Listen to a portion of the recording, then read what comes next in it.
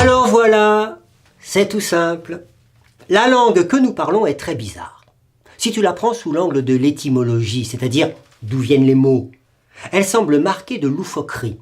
Par exemple, le mot « bizarre », d'où vient-il?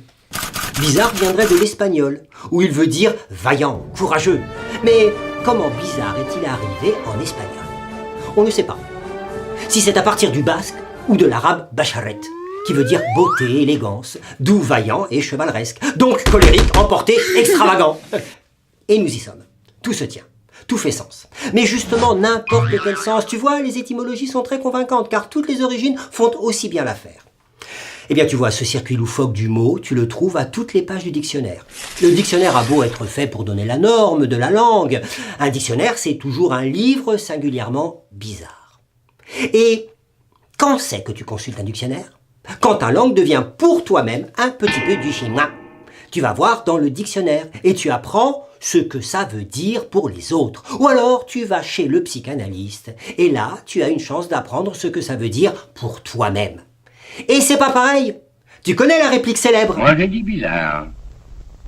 Comme c'est bizarre. Ça résume toute l'étymologie, qui est un tissu de malentendus. L'étymologie des mots, c'est la trace de la parole comme malentendu. Tu vois, la langue, elle est tissée d'irrégularités. Elle est huluberlue. Alors aujourd'hui, on fait de la langue un organe. Mais la langue n'a rien de naturel. La langue est si peu naturelle qu'il vaut mieux penser qu'elle est surnaturelle. Comme on dit, au commencement était le verbe. Ou alors, tu fais de la langue le résultat d'un apprentissage. C'est quand on t'apprend à parler comme tout le monde. Et si on a besoin de t'apprendre à parler comme tout le monde, c'est justement que ton premier mouvement, quand tu étais tout petit, ce n'était pas du tout de parler la langue de tout le monde. C'était de bricoler une langue à toi, à partir de celle des autres. Quand tu étais petit enfant, tu t'es forgé ta langue à toi, spéciale. Et ce sont justement ces malentendus qui font des effets de sens. Quand tu étais petit, tu te bricolais la langue en fonction de tes intérêts. Par exemple, tu pouvais dire étoile d'araignée ou femme enceinte. Et puis, on nous explique que les neurosciences vont périmer la psychanalyse. Et malgré des millions de dollars et d'euros, on commence à vérifier des choses élémentaires.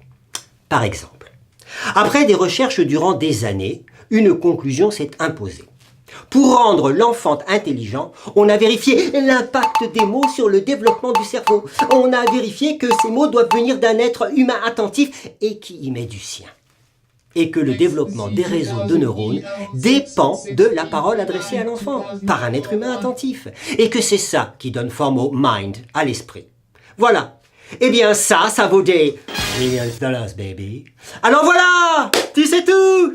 L'homme neuronal a besoin d'un bain de langage pour devenir l'homme neuronal et c'est plus qu'un apprentissage. C'est un jeu, c'est jouissif. Et là, tu saisis le mot d'esprit de Lacan quand il disait que la jouissance est avant tout le jouissance. Le sens jouit. Ce sens jouit est patent dans le jeu de langage de l'enfant. Et le sens jouit, justement, ça n'a rien à voir avec le bon sens. C'est même le contraire. Le sens jouit, c'est le sens bizarre qui ne sert à rien.